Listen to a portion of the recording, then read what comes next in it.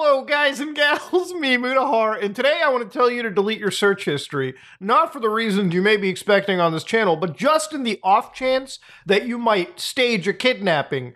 Dear YouTube TOS, I do not agree with faking a kidnapping. It's also illegal in the United States, hell, anywhere in the world to be honest with you.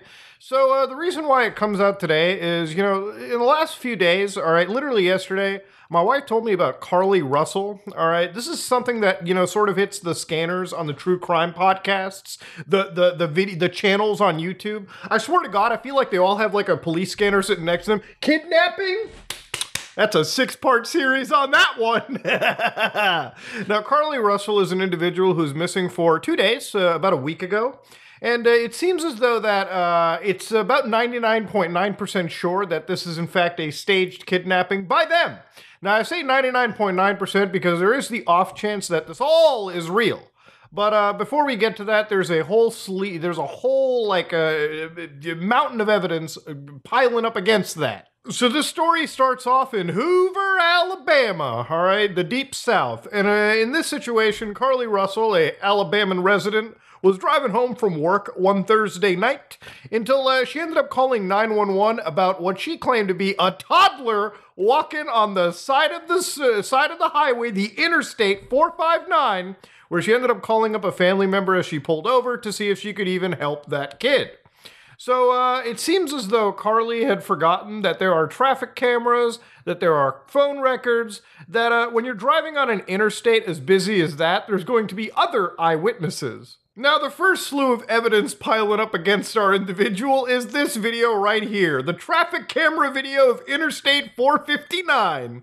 So you can see right over here that appears to be Carlee's vehicle just putting on the hazards, parking on the side of the road. Now, there are a few things wrong with this situation. First off, you see the amount of eyewitnesses driving on the road? Yeah, you telling me none of these people saw a baby? A toddler walking on the side? I'm gonna tell you right now, if I see a toddler, I'm pulling over and at least picking it up and just making sure it doesn't veer onto traffic. Just normal things. But it seems as though this toddler, at least it was alleged that they were using this toddler to effectively be a bait for actual kidnappers, because Carlee paints a far different story as soon as she stepped out of here and started to actually investigate this phantom baby. Now, according to the actual statements over here, it seems as though she told detectives while she was traveling down the interstate, she saw a baby walking down the side of the road, called 911. She got out of her vehicle to check on a child. A man came out of the trees and mumbled that he was checking on the baby. The baby then picked her up, she screamed, and then he made her go over a fence. He then forced her into a car, and the next thing she remembers is being in the trailer of an 18-wheeler. She stated that the male was with a female. However, she never saw the female, only hearing her voice. Pretty scary story so far. Now, it was thankful after 48 hours, she ended up stumbling her way back to her home, where she claimed she actually escaped from the attackers, okay? She escaped her forced custody. And as she was back in, the arms of her loving family, who actually did believe she was kidnapped, 100%, like this is not a joke on that part, she was then sent to a hospital, given a checkup, and, cops at this point wanted to really investigate the story. I mean, how is it somebody just gets away from this situation? And this is where law enforcement fucking throws the wrench into all the plans. Now, as she was kidnapped, there was a bunch of social media kerfuffle floating around. This actually got national attention. I would say international attention. A Canadian is watching it, me. Ladies and gentlemen, share her face, say her name. Carlee Russell was abducted on I-49 in Hoover, Alabama after telling family members she was stopping to check on a toddler. They had a whole poster and everything ready. Bishop, let's see if the media gives this the attention they gave 5 white missing billionaires in a submarine. Who's gonna tell them 2 of them were at least Pakistan? Come on now, they look like me. Yeah, Bishop, all right, let's get the facts straight there. There is a lot of kidnapped people yearly in the United States alone. 1 is way too many. We're getting into the 6 figures, sadly, when it comes to the amount of people missing or potentially kidnapped.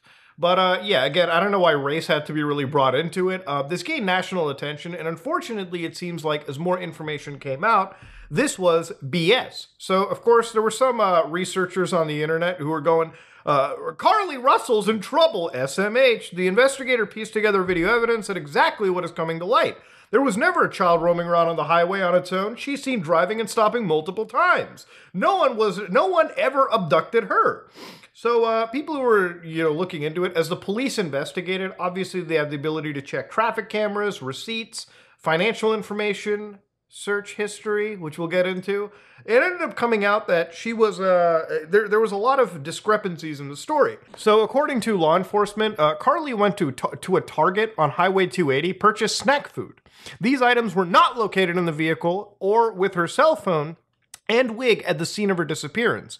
So the vehicle where it was apparently left on the side of the road, the people grabbed her and took her into the semi-truck. Yeah, apparently she had some takeout food, her obvious cell phone, smartwatch, so on and so forth, but not the snacks that she brought along or any extra stuff like from her workplace where she worked at a spa. Kinda sussy-wussy. The Hoover Police Department have not located any evidence of a toddler walking down the interstate, nor did we receive any additional calls about a toddler walking down the interstate. Apparently, it seems as though the FBI got involved too, so there might be a federal agent looking for Casper in the tapes right now, which is wild as hell. Detectives have obtained surveillance video from Carly's neighborhood, which shows her walking down a sidewalk alone prior to her arrival at her residence. Fire department radio traffic obtained by several media outlets show the medics were dispatched to a residence on an unresponsive but breathing person.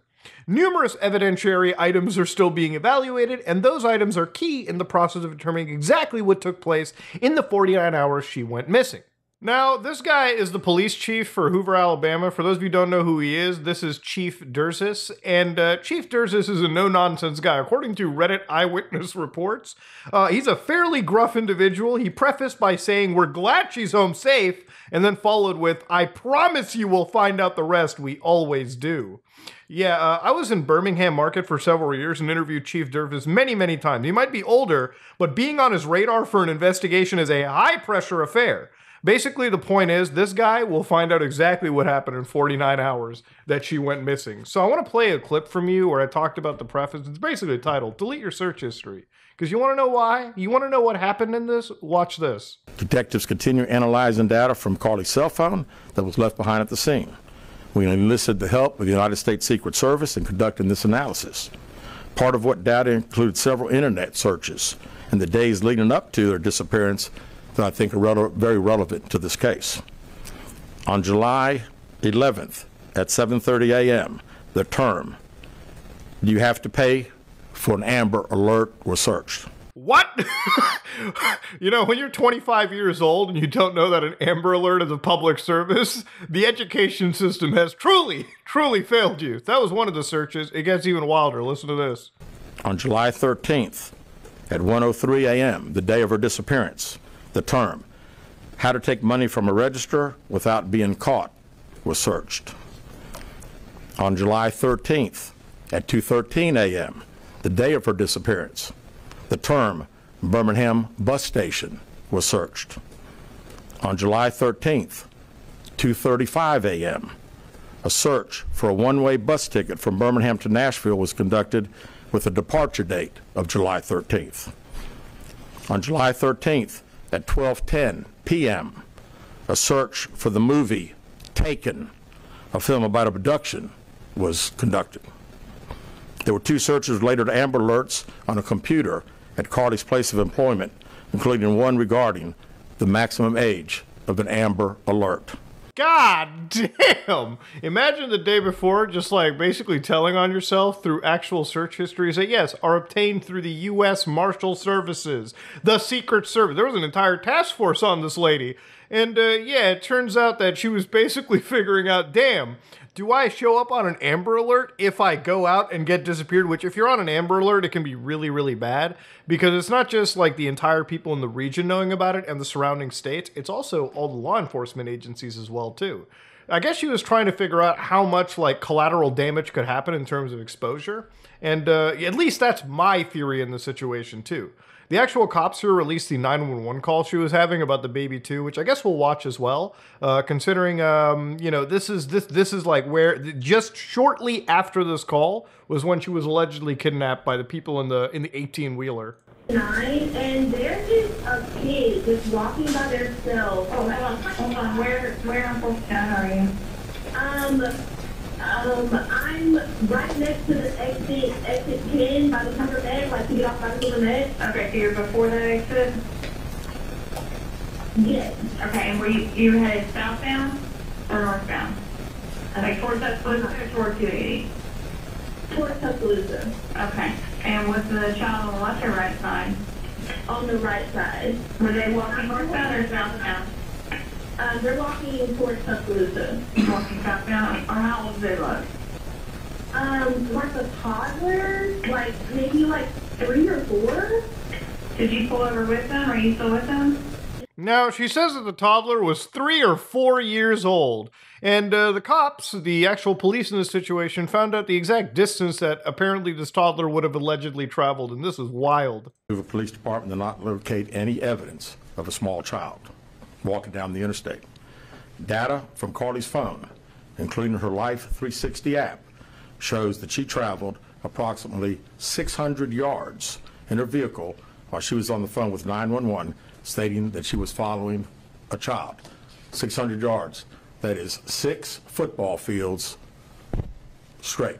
600 yards. Yeah, apparently she wants to claim, and yes, this is how the cops establish a timeline. So you might be like, how do the cops know like 903, 906, 908, 912, 915 when this happened? That's because law enforcement, when they actually get the warrants and they actually get like the rights to subpoena your information, one of the things they'll do is they'll hit up every CCTV camera in the area, they will contact every single tech agency and just immediately ask them for information pertaining to situations like this. And a lot of these tech companies will just provide that data to them in the help of an investigation, especially towards a missing person.